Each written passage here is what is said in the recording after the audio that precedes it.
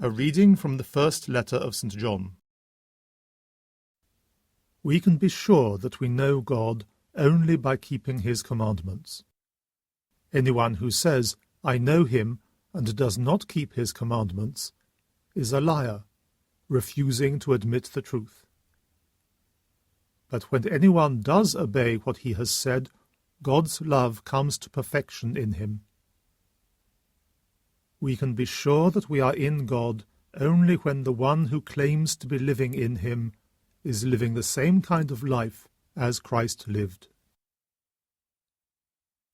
My dear people, this is not a new commandment that I am writing to tell you, but an old commandment that you are given from the beginning, the original commandment which was the message brought to you.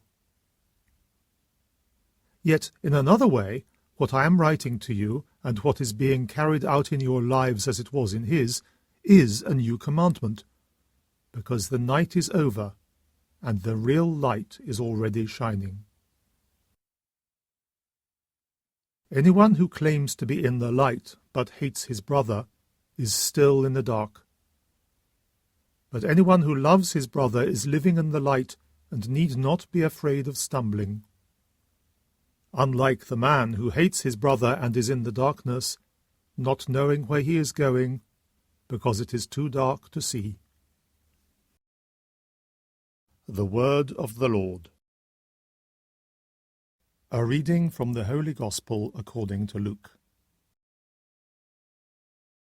When the day came for them to be purified as laid down by the law of Moses, the parents of Jesus took him up to Jerusalem to present him to the Lord, observing what stands written in the law of the Lord: every firstborn male must be consecrated to the Lord, and also to offer in sacrifice, in accordance with what is said in the law of the Lord, a pair of turtle doves or 2 young pigeons. Now in Jerusalem there was a man named Simeon. He was an upright and devout man. He looked forward to Israel's comforting, and the Holy Spirit rested on him. It had been revealed to him by the Holy Spirit that he would not see death until he had set eyes on the Christ of the Lord. Prompted by the Spirit, he came to the temple, and when the parents brought in the child Jesus to do for him what the law required, he took him into his arms and blessed God.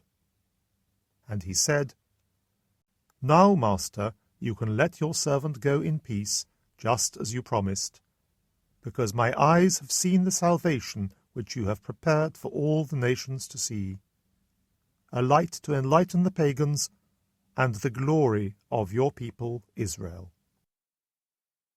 As the child's father and mother stood there wondering at the things that were being said about him, Simeon blessed them, and said to Mary his mother, "You see this child.